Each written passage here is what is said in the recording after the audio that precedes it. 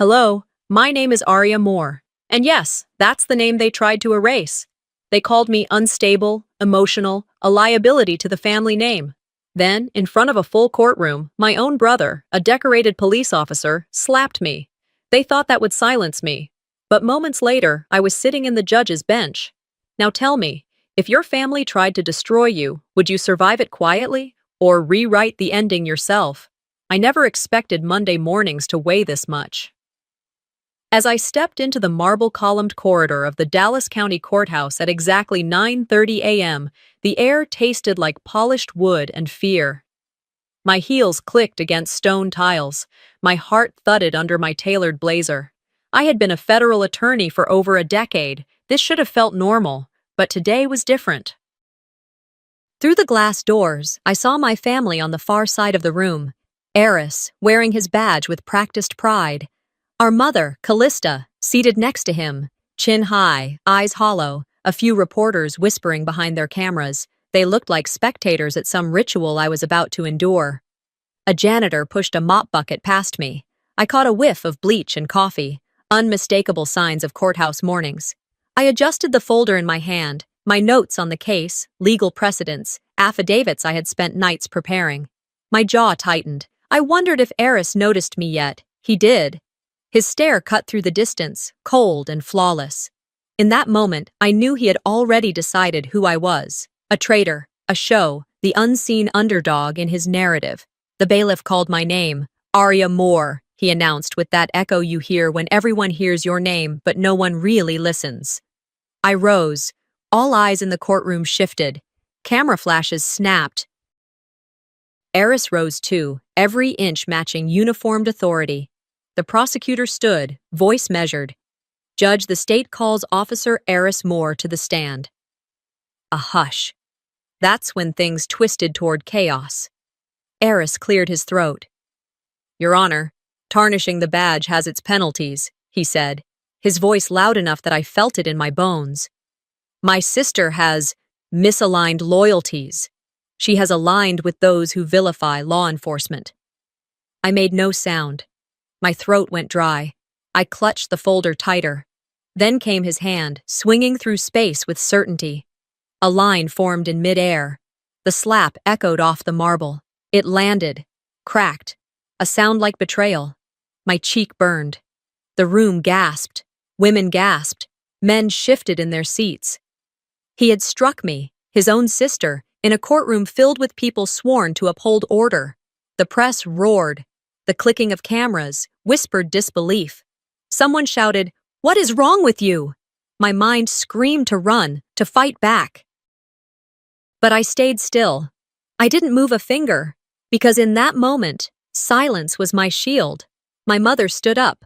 Her eyes darted away. She didn't rush to me. She didn't wipe away my surprise. She said only this, loud enough. "You brought this on yourself." My bones felt like splintered glass. The words weren't meant to heal. They were meant to sever. Callista, the mother who taught me law was justice, had chosen her son's mask over her child's dignity. Eris escorted me out, his uniform brushing past my arm. I smelled the starch in his collar, the pride in his shoulders. Outside the courthouse steps, the morning sun felt harsh against my skin. My cheek throbbed, warm sting pounding behind my ear. I watched him move through reporters, speaking of betrayal, of threats, of law. Callista followed behind, husbanding her image carefully. I stood alone, folder clutched. My vision blurred for a moment. People in suits, cameras, journalists asking silent questions with their eyes. I pulled myself together. No tears, no tremors. I wore grief like a coat I refused to shed in public. By afternoon, I was home. My apartment smelled like old books and lemon cleaner. The windows were open, letting in a breeze that carried distant traffic. I placed the folder on my desk, flicked on the lamp. Documents I'd gathered, internal memos, complaint forms, emails with complaints about corruption suppressed. My evidence for years I'd been too polite to surface. I spread them out. Case reports where Eris had been cleared, archives where my name had been flagged as ungrateful, troublemaker, attention seeker. My hands ran over yellowed paper, scanned emails, and phone recordings I had kept locked away. Late nights when I whispered into voicemail boxes, "One day, someone will see." Silence pressed the room. Soft hum of street traffic beyond the window. Faint horn, distant siren. For the first time in years, I let the rage settle into something cold and patient. Not anger, it was strategy. I whispered to myself, "They won't bury me this time." The words tasted like iron. I held on to them. They would be the compass by which I made every step forward. The rusted mail slot clicked shut behind me as I stepped into my apartment building's hallway, the last pink light of evening fading behind glass windows. My back still throbbed from the slap, but worse was the burn inside my chest. Betrayal.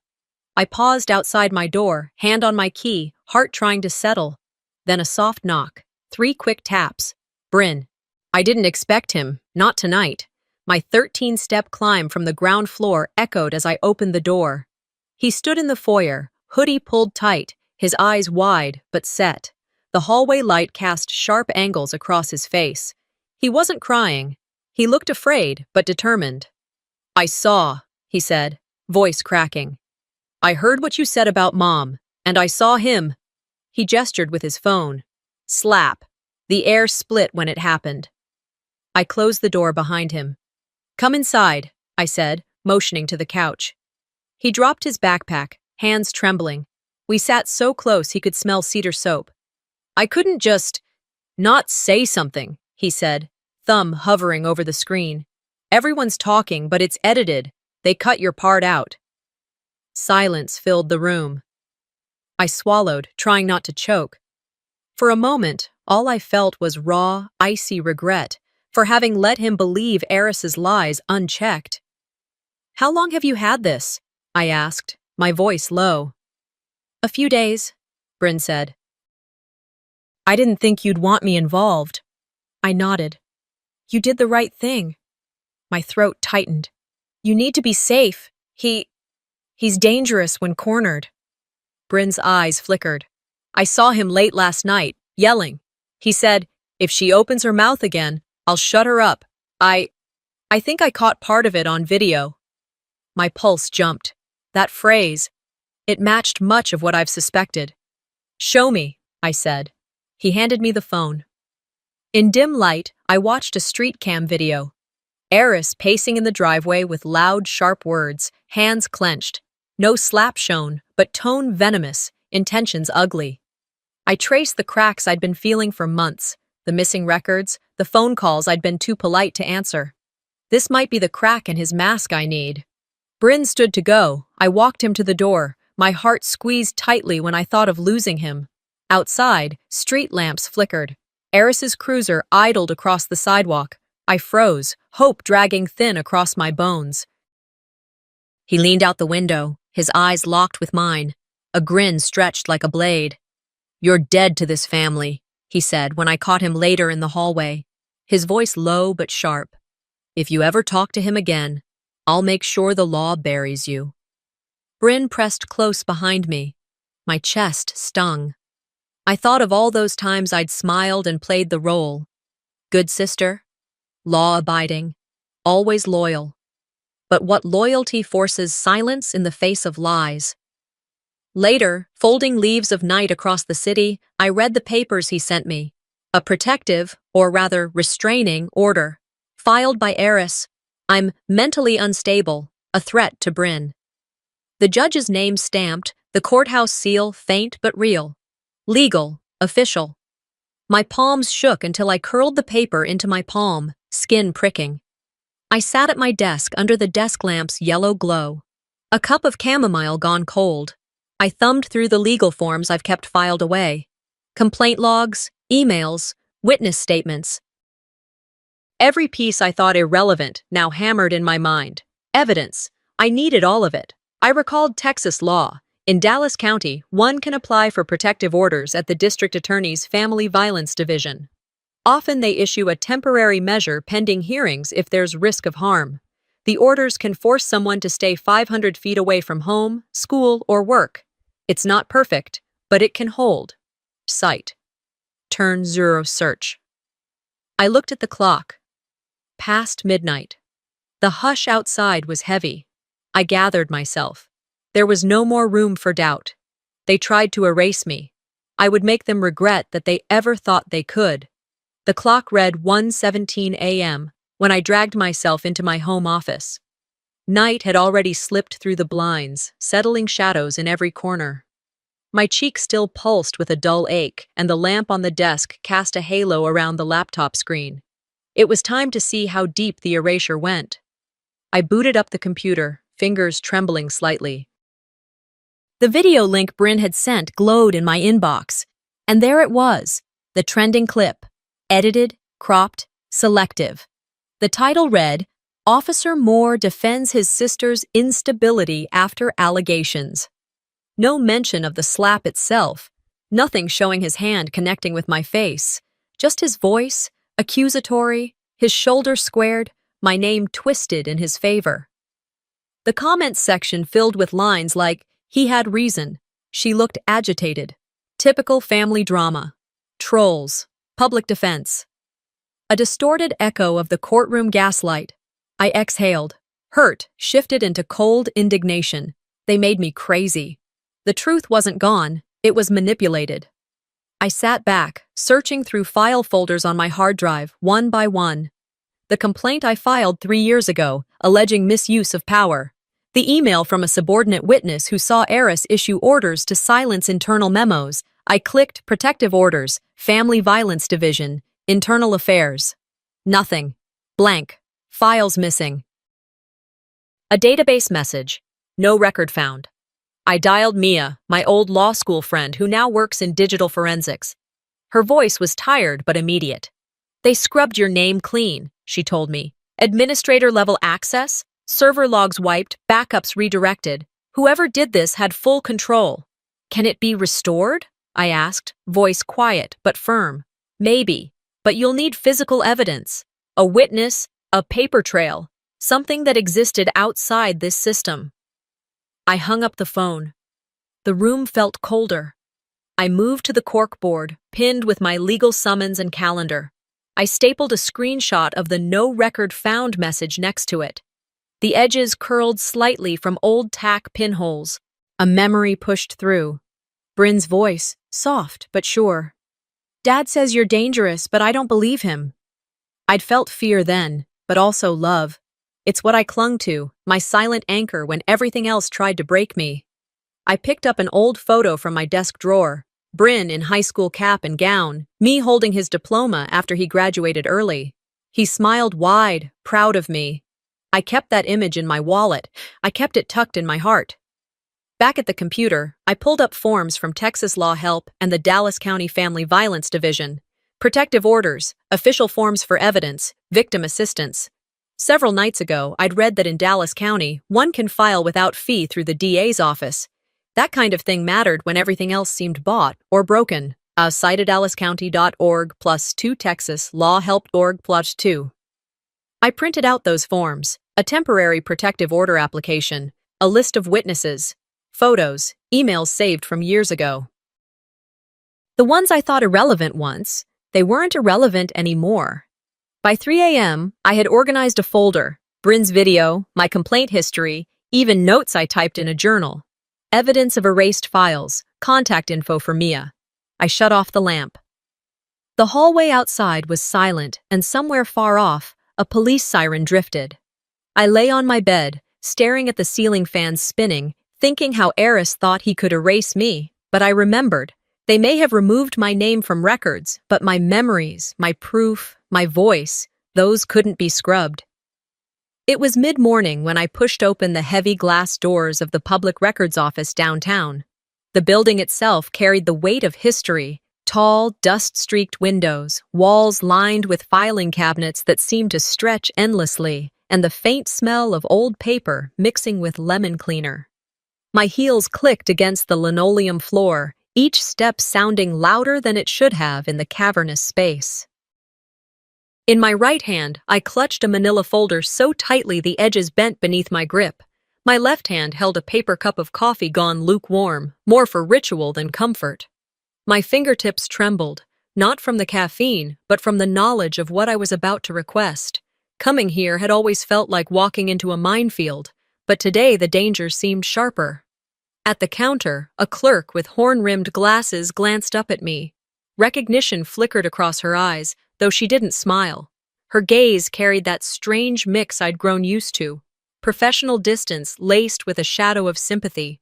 I need copies of all filed complaints under the name Moore, specifically Eris Moore, I said, making my tone as steady as possible. Also, any internal affairs reports, disciplinary notes, or suspensions linked to his record. The clack of her keyboard filled the silence as she typed. I tried not to lean too far forward, tried not to betray how badly I needed this.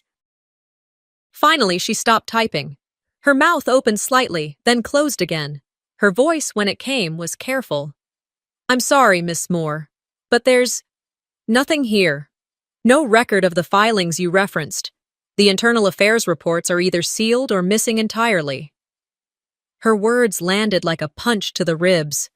I had expected stonewalling, half-truths, bureaucratic excuses, but hearing it outright, spoken so plainly, left the air heavy in my lungs.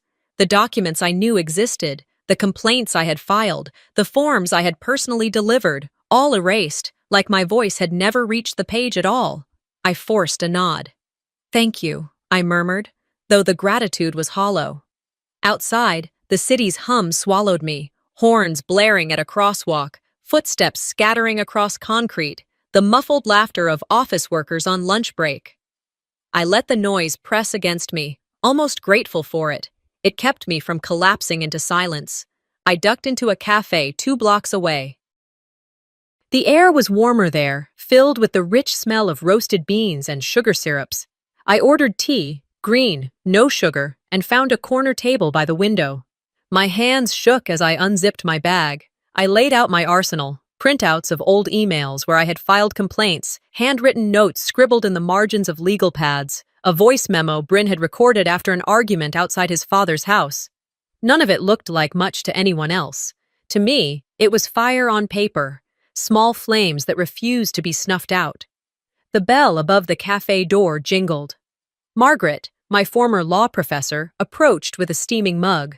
Her silver-streaked hair framed a face lined with years of courtroom battles and late-night grading sessions. She slid into the seat across from me, set her cup down, and rubbed her temples. "They can't legally destroy records this way," she said, voice steady but hard. "Sealing, deleting, misfiling after a request. It's not just irregular, it's unlawful. It undermines the integrity of the entire system." I pushed the blank response from the records office across the table toward her. "They keep telling me I don't exist in the paperwork," I said, keeping my voice low. Margaret frowned, flipping through the response, then through my folder of saved documents. "You're going to need more than paper trails. You'll need witness affidavits. Someone who was there, someone who saw the meetings or heard the conversations, someone external who can't be dismissed as biased.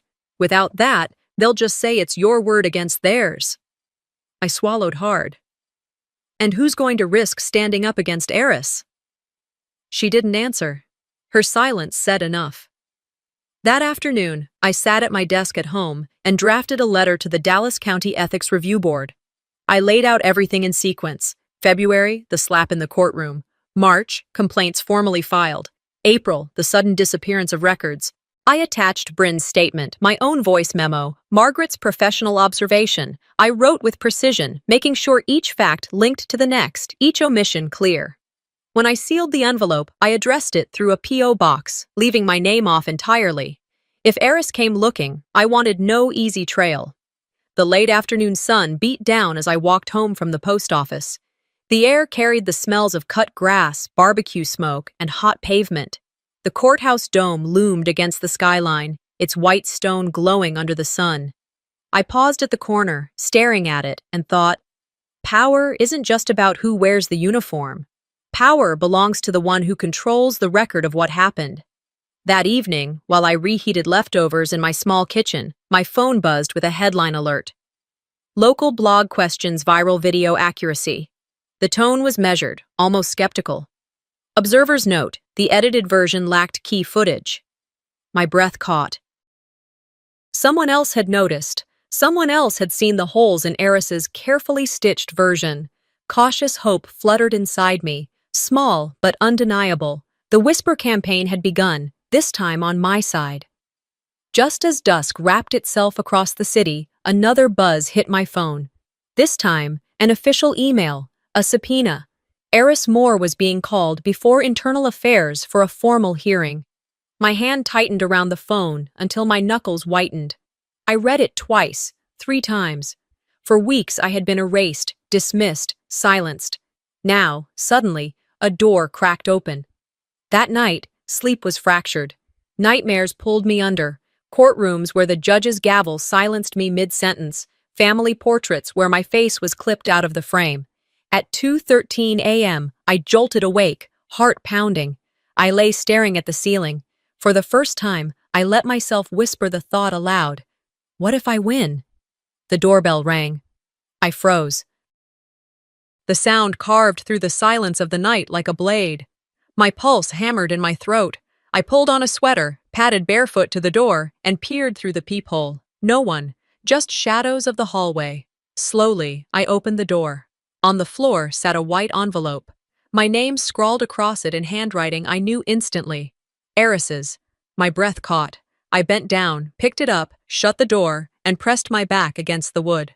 My hands trembled as I tore the flap open. Inside was a printed transcript. A conversation, distorted, taken out of context, phrased to sound like betrayal. I let the paper slip from my fingers to the floor. It landed softly, but felt like a thunderclap. He wasn't waiting for hearings. He was already moving pieces, already planting lies. I stood in the dark, envelope trembling in my hand, and whispered to no one. Tonight, I imagined winning, just for a second.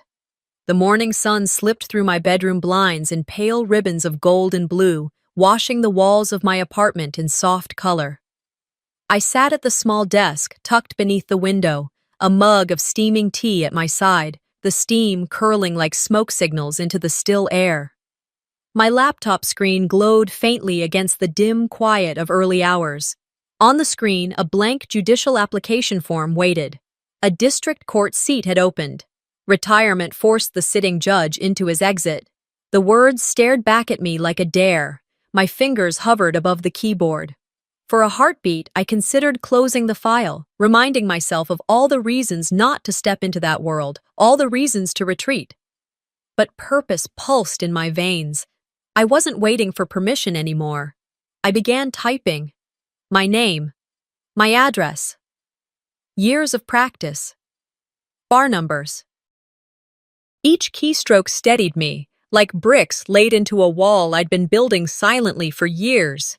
I listed relevant cases I'd worked on, my history of mediation, my written arguments on precedent. I outlined a vision of fairness, the law not as a weapon for the powerful, but as a safeguard for those no one else heard. When I finished, I leaned back in my chair, heart steady. I didn't tell anyone, not Callista, not Bryn, not Margaret. This was mine, mine to attempt, mine to risk. I saved the draft and closed the laptop. The silence in the room wrapped around me like armor. That afternoon, I carried the completed paperwork into a law office where I sometimes still consulted. The clerk, a woman with tired eyes and neatly pressed sleeves, looked at the envelope I handed her. She flipped through the pages, checking signatures. "Everything looks in order," she said softly. Her tone was neutral, but her eyes searched mine as though for hidden weight, as though she knew what it meant for someone like me to be stepping into this. I nodded once, paid the fee, left without small talk. By dusk, I walked through the courthouse hallway, the fluorescent lights above buzzing faintly. The tiles beneath my heels echoed like questions. The building smelled of polished wood and cleaning solution. I had walked these halls countless times as counsel, but tonight, every step felt different, sharper, heavier. I turned a corner, and there he was, Eris, my brother. His uniform fit sharp across his shoulders, but the smug curve of his mouth was the same as when we were kids, and he thought he'd won before the game even began. He stepped toward me slowly, deliberately. "Still trying to play grown-up?" His voice was soft, but the venom underneath was unmistakable. I stopped, my spine locked straight. I looked him dead in the eye. Say one more word, I told him, my voice steady and cold, and I'll have your badge by sunrise. For the first time in a long time, his smile faltered. Just a flicker. But he didn't back down. Not then. Not yet. The next day, my phone buzzed with a message that made my chest tighten. Lunch. Let's talk family. Callista. I considered deleting it without answering. I considered letting the silence be my only reply. But something in me needed to hear her words directly, to know where she stood this time. So I went. We met at a quiet cafe on the edge of town. Wooden tables scarred with old rings, chairs that creaked when you shifted your weight. The scent of espresso and warm pastries hung in the air. Callista looked smaller somehow, her face lined with fatigue that powder couldn't hide. She wrapped her hands around her coffee cup like it was the only warm thing left in her life. "Arya, please," she began, her voice breaking on my name. "Drop this nonsense, for the family's sake." I stared at her. The warmth from the mug in my hands couldn't thaw the frost spreading between us.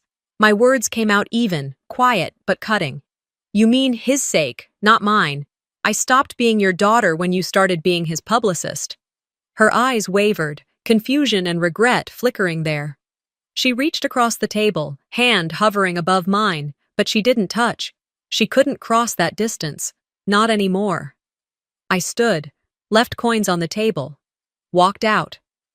The doorbell over the cafe door jingled softly behind me, but it sounded like a bell toll. That evening, my phone pulsed with messages.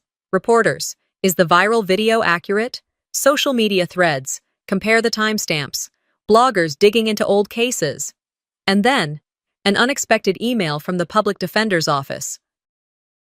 Show they had internal communications, redacted messages, notes from officers who had seen Eris's misconduct firsthand but were too afraid to step forward publicly. I read them one by one on my couch, the glow of my phone illuminating slices of the blinds across the floor. Each message was a small flare in the dark. I took screenshots, saved copies, tagged timestamps, names, if they dared to be included. Evidence building like a wall I could finally lean on. At 11:59 p.m., just before the day slipped away, I stepped out onto my balcony. The city stretched below me, streetlights glowing like constellations, cars humming in steady streams, windows glowing with stories I'd never know. I held my printed judicial application in one hand, my fingers tracing the sharp edge of the paper. For a fleeting moment, I allowed myself to picture it. The bench, the robe on my shoulders, my voice carrying not as accusation, but as authority. Then I reached into my jacket pocket and felt the envelope I'd almost forgotten. Thick paper, my name scribbled across the front in handwriting I knew too well. Eris's handwriting. Inside was a printed draft of a news article. I unfolded it slowly. My chest tightened with each line. Distortions, half-truths, fabricated quotes. A source close to the family, claiming I was unstable. A headline spinning me as dangerous, unfit, reckless. A fabricated line. I heard she called the badge obsolete. It was his move, his smear campaign already seeded. I folded the paper back up, the edges crackling in my hands, and slid it into the bottom drawer of my desk. I shut off the lamp, the room plunging into darkness except for the city lights bleeding through the blinds. Somewhere in the distance, a siren wailed, sharp against the quiet. I sat in the dark for a long moment, my breath slow, my heartbeat steady. He wanted to rewrite the story again. But this time, I had already chosen my robe, already written my ruling. The war he started wouldn't end with lies in ink. It would end with truth in my voice. The courthouse steps were colder than I expected, stone pressing against my palms as I steadied myself before descending. Dusk had begun to bruise the sky, streaks of violet and purple bleeding into the gray horizon. I paused at the top, robe heavy across my shoulders, the black folds catching the last light of day. Camera flashes burst like lightning. Reporters surged forward, questions sharp as arrows, frantic, demanding, designed to trap me into a headline. I didn't flinch. I didn't answer. Let them expect arrogance. Let them expect defiance. What they got instead was stillness. A stillness shaped not by defeat, but by purpose. I had been preparing for this day for 2 long weeks, not just the paperwork, the careful drafting of legal references, the signatures lined in perfect rows. No, preparation went deeper. It was the hours I spent rehearsing every possible outcome in my head, scripting responses for scenarios that might unfold like a storm. It was the quiet knocks on doors no one else dared to approach, the conversations held in whispers, the cautious promises of those who'd been silenced but were finally ready to speak. I carried video files saved across multiple hard drives, logged conversations, timestamps, screenshots, digital shadows that refused to vanish. I wasn't simply draped in a judge's robe. I was carrying evidence like armor, evidence that had weight, evidence that cut sharper than any weapon. When I slipped into the courthouse through the side entrance, away from the hungry gallery of cameras, the hallway greeted me with silence. The air smelled faintly of polished wood and disinfectant. My footsteps echoed against marble, deliberate, steady. The security guards glanced up briefly, then back to their screens. No recognition, no bias. For once, I was neither sister nor scandal. I was simply a figure passing through. I nodded to myself. This was the year I stepped into the seat they had tried so long to erase me from. The scheduling hearing began with formality. Eris stood across the room in uniform, shoulders squared, jaw tight. His posture shouted authority, but his eyes betrayed him. When I entered, his gaze flickered like a man catching sight of his reflection in a cracked mirror. Unflattering, unexpected, inescapable. "All rise," the bailiff said. Chairs scraped against the floor. My robe settled against my frame. My chest tightened. The murmurs in the gallery folded into a hush. Eris's lawyer opened his mouth. "Your Honor." His voice wavered. Papers slipped from his hand. He looked at me, stunned, as though the ground beneath him had shifted. That flicker of surprise, priceless. The judge pro tem nodded at me. "Please be seated." My seat. The gavel wasn't in my hand, but in that moment, I felt the weight of gavel-less power, badgeless authority. My silence carried the strength of every word I hadn't been allowed to speak before. I sat with no smile, no apology, no trembling. Later, in the press conference room, the crowd had swollen. Reporters jostled for space, microphones poised like birds waiting to feed. The air was hot, the lights relentless. I stood behind the podium, a USB drive burning like a stone in my pocket. I nodded to the technician. The screen behind me lit up. The video began. A quiet street corner, a shaky handheld angle. Then the moment, the slap, the gasp of those nearby. The redness blooming across my cheek. My brother's face contorted, not with regret, but with rage, unmasked, unedited, unmistakable. The room went silent. You could feel the air tighten, as though everyone present was holding their breath. Reporters leaned forward. Phones rose to capture every second. The online feeds buzzed. I knew that outside this room, timelines and comment sections had frozen mid-sentence. Those who had condemned me without evidence paused. Those who had doubted me recalibrated. When the video ended, no one moved at first. Then a single voice, sharp and insistent. "Why now, Judge Moore?" I inhaled deeply. The words I'd rehearsed were simple, but they landed heavy. Because truth deserves its moment in public. I didn't do this for revenge. I did it for every woman erased by a badge. The words left my mouth calm, precise, not bitter, not vengeful, just undeniable. I let my eyes lock onto one of the cameras. I made sure my voice didn't tremble. And then the silence broke. Reporters fired questions, hashtags sparked across feeds, articles popped like wildfire. Justice for Aria, badge truth. My name was no longer a shadow in someone else's narrative. It stood in the light. Back in my chambers, hours later, I hung the robe carefully on its stand. My fingers brushed the fabric as though it were alive, heavy with memory. I sat down, the room quiet, except for the hum of an old desk lamp. I allowed myself one small tremor of relief. Bryn's text pinged on my phone. So proud. 2 words. More than I had ever let myself hope for.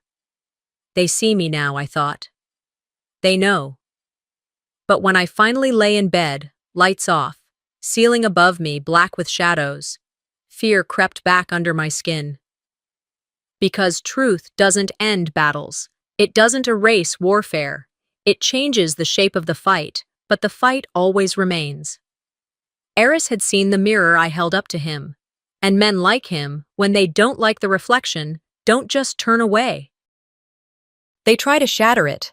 The morning light pressed against my eyelids before I even opened them, a soft but insistent reminder that a new day had arrived whether I was ready for it or not. I lay perfectly still for a moment, listening. The apartment was quiet, but not the kind of quiet that calms you. It was the hush that follows storms, when debris is still scattered across the ground, when you know the air hasn't finished shifting. Even without the television on, I could still hear last week's echoes, the press conferences, the flashing lights, the voices repeating my name, my brother's name, in headlines that rolled across every channel and news feed. Officer Eris Moore under investigation. Judge Aria Moore's voice breaks silence. The words offered a strange, bitter satisfaction. They were proof that the truth was no longer buried, but victory never comes free. I could feel the cost already, a hollow ache in my chest, a weariness in my bones that no amount of sleep could cure. I rose slowly, careful not to let my robe brush against me. The black fabric hung in my wardrobe, commanding in its silence. Today, I couldn't wear that armor. Today, I needed something ordinary, something human. I pulled on a blazer, a pressed blouse, slacks, neutral colors, a neutral face. Not a judge, not a sister, just a woman who had to keep walking forward. Mid-morning, my phone vibrated across the desk.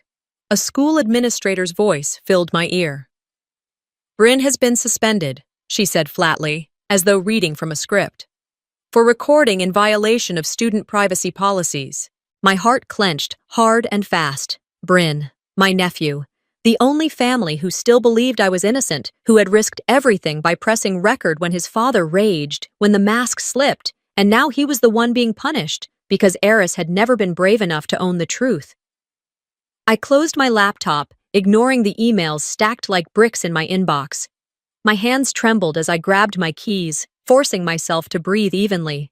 The drive was long, traffic crawling like molasses, the radio fading in and out with static. The sun burned hot against the windshield, glaring, merciless. It felt like a march towards something inevitable. I found Bryn outside the school doors, slouched on the concrete bench, backpack slung over one shoulder. His face was pale, his jaw tight. When he looked up at me, his eyes shone, not with defiance, but with something brittle, something breakable. "I told the truth, Aunt Aria," he whispered. His voice didn't rise like a plea. It didn't shake like an apology. It was a declaration, soft but steady. I wanted to scoop him up, shield him, undo every unfair burden laid on his small shoulders. Instead, I only nodded. My throat was too tight for anything else. Inside the principal's office, the smell of waxed floors and stale coffee clung to the air. Posters about respect and integrity curled at the corners of the walls. I stood in front of the desk and offered what I could. "If you need someone to say it was me, then say it. Take my name, but you and I both know the truth." The principal's eyes flickered with discomfort. He shuffled papers, quoted policies, rules about student privacy, about recordings, about parental permission, regulations designed, it seemed, to protect the powerful and silence the vulnerable. Protocol over principle. Bryn swallowed hard. He didn't speak, didn't argue, but when I held out my hand, he squeezed it.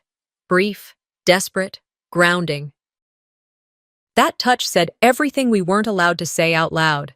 By the time I dropped him home, the internal affairs hearing was waiting.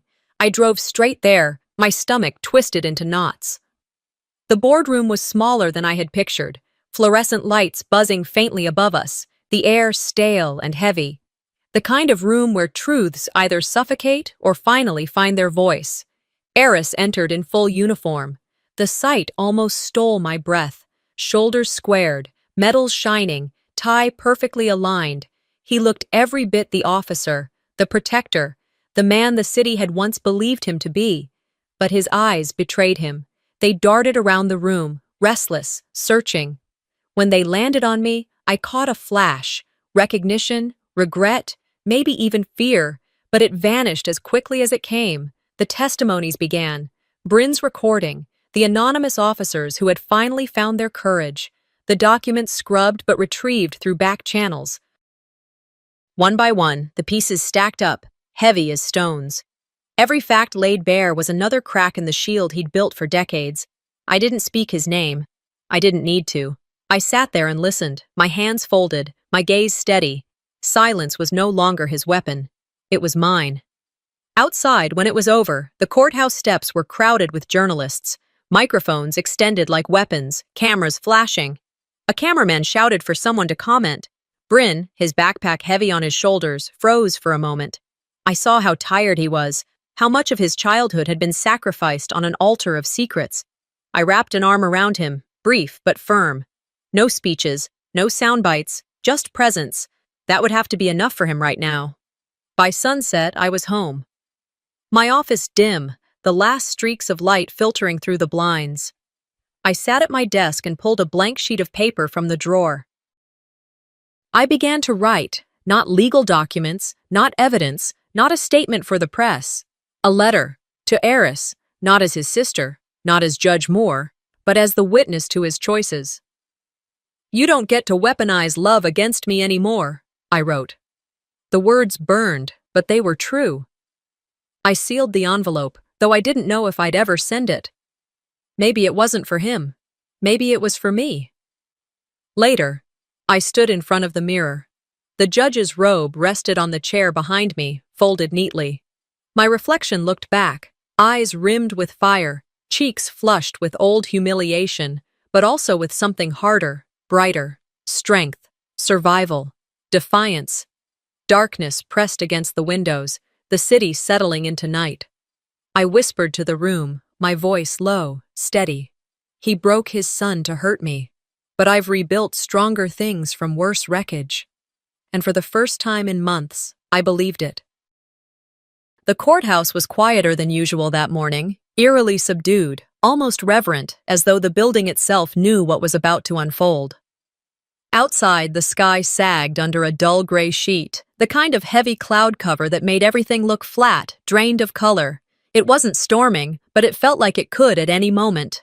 2 weeks had passed since the press conference, and although the headlines had finally begun to taper off, the undercurrent of tension still thrummed beneath the surface like a live wire. The ethics committee was set to convene within the hour. I parked several blocks away, deliberately. I needed the walk. I needed the rhythm of my shoes against the pavement, the cold bite of the air against my face, the way the city always found a way to move on, no matter whose world was cracking open. It was grounding. By the time I reached the courthouse steps, the press was already gathered, small clusters of reporters and photographers huddled with lukewarm coffee and cameras slung over their shoulders, vultures too tired to circle but unwilling to give up the scent of a story. They glanced at me in passing but didn't recognize me without the robe. For once, I was grateful to be anonymous. Inside, the panel was already assembling. I greeted them with professional nods, my voice steady, neutral. Today, I wasn't there as Eris's sister. I was there as a member of the oversight board, an adjudicator tasked with impartiality. I reminded myself of that with every step, though my throat clenched the moment I saw his name typed across the docket. When Eris entered the chamber, he didn't look at me. Not at first. His gaze fell to the floor, then flicked up to the panel members, his shoulders squared in a way that looked practiced but brittle. He wore a sharp suit, his tie a safe shade of navy, his shoes shined until they gleamed. Outwardly, he was the image of composure. But his eyes betrayed him. They darted, restless, searching for a lifeline that wasn't coming. The hearing began. His attorney was the first to falter. The man shuffled his stack of papers, flipping through them with nervous fingers, his voice stammering as he read from a prepared statement. Citations slipped from his tongue out of order. Objections sputtered half-formed. The performance was poor, and Eris knew it. I could see the muscle in his jaw tighten each time his representative lost his place. Still, Eris remained silent until the cross-examination began. The panel chair, a woman with decades carved into her stern face, leaned forward and asked the first pointed question. She spoke of the complaints that had resurfaced, the incidents buried under paperwork and silence, the victims who had been dismissed, discouraged, or outright erased. She pressed him on the timeline, on the contradictions, on the undeniable pattern that stretched longer than his denials could cover. Finally, Eris spoke. "I've served this city for 23 years, he began, his voice strong at first, then wavering at the edges. "I've saved lives, I've trained officers, I've given everything to this department." He paused, exhaled slowly, as though weighing his next words. "I made mistakes, yes, but this—" He hesitated, his eyes flicking toward me like a reflex he couldn't stop. "This isn't justice." His voice cracked on that last word. For a heartbeat, the room seemed to still, the silence thick enough to feel on my skin. I kept my own voice level when it was my turn to respond. When the chair turned to me for a final comment, I rose slowly from my seat, smoothing the edge of my jacket with steady hands. My heart thudded against my ribs, but my voice emerged calm, measured, unflinching. "This decision," I said, looking at no one and everyone at once, "is not personal. It is professional, and it is necessary."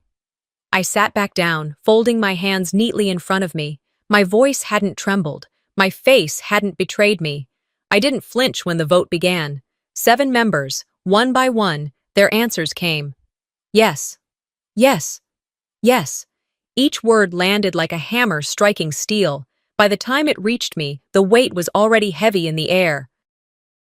"Yes," I said clearly, my voice echoing faintly in the chamber. The vote passed. Eris Moore was permanently stripped of duty.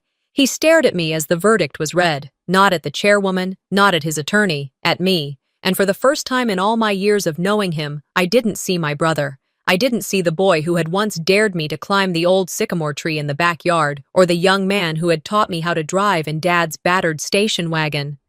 I saw a man who had hidden behind a badge for too long, who had mistaken fear for authority, silence for loyalty. I saw someone who thought accountability was for other people. The chamber emptied slowly after that. The scrape of chairs, the shuffling of papers, the quiet cough of officials excusing themselves. I stood, smoothed my jacket again, and walked into the hallway. That's where I saw her. Callista. She looked smaller than I remembered, as if time had shrunk her.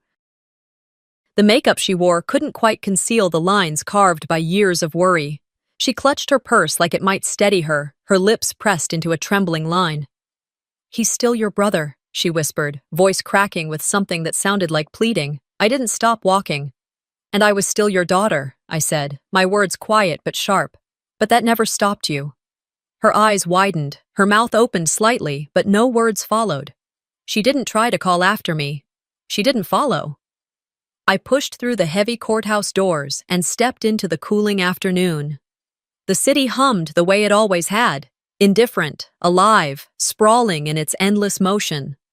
Cars honked, people hurried, children laughed somewhere down the block. The world hadn't shifted, but I had. That night, back at the apartment, I removed the robe from its garment bag and hung it carefully on the wooden hanger, smoothing the fabric as if it were a ritual.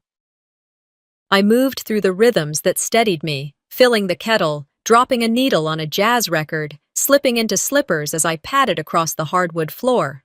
On the bookshelf sat the photograph, the 3 of us smiling once upon a time. Me, Eris, and her. Frozen in amber, before everything cracked, before we forgot how to tell the truth to one another. I lit a candle. I stood in front of it for a long while, letting the flames glow stretch across the room, letting the silence fill in what words could not. And then, with a voice meant only for the walls to hear, I whispered, "This is where the story ends, at least the one they tried to write for me." The early sunlight filtered through the tall windows of my chambers, casting long stripes across the hardwood floor. A month had passed since Eris stood stripped of his badge and stripped of the illusions we'd all tried to live under for too long. But closure, I was learning, didn't arrive like a gavel's bang. It seeped in slowly, like the way grief seeps into the silences between people who used to know how to speak to each other. I reviewed the docket for the day: custody disputes, protective orders, one particularly tense guardianship dispute involving an elderly mother and her estranged daughter. Family court was never quiet. It wasn't designed to be. But I had begun to find a strange kind of rhythm in the noise. There was a knock on the door. My clerk entered, wordless, and handed me a small, cream-colored envelope. No name, no return address. I knew who it was from. I didn't open it. I didn't need to. I slid it into the third drawer of my desk, beneath an unused notepad and an old photo of me and Bryn from a summer trip to Lake Placid. Some words aren't meant to be heard. Not yet. Maybe not ever. The morning passed with deliberation and precision. No fireworks, no scandals, just decisions, each one a ripple in someone's life. When I recessed at noon, I didn't return to my office. I headed downtown, to the community center. Today was one of those outreach events they made judges attend, but rarely cared about. But Bryn had asked to come. I wasn't about to say no. He was already there when I arrived, stacking boxes of donated school supplies next to a table with handwritten signs. He didn't look up at first, didn't run to hug me. We hadn't been like that since he was little, but when our eyes met, he smiled. That was enough. We worked quietly, side by side, passing out pens and notebooks, highlighters and encouragement. A teenage girl with a scar on her cheek approached, asking if the calculators were free. Bryn handed her one and said, "Math changed my life too." I raised an eyebrow. "Math, huh?" He shrugged. "It's predictable, not like people." There was no ceremony between us, just presence. When a lull hit and the line thinned, he leaned on the table beside me and said, "I still believe in you."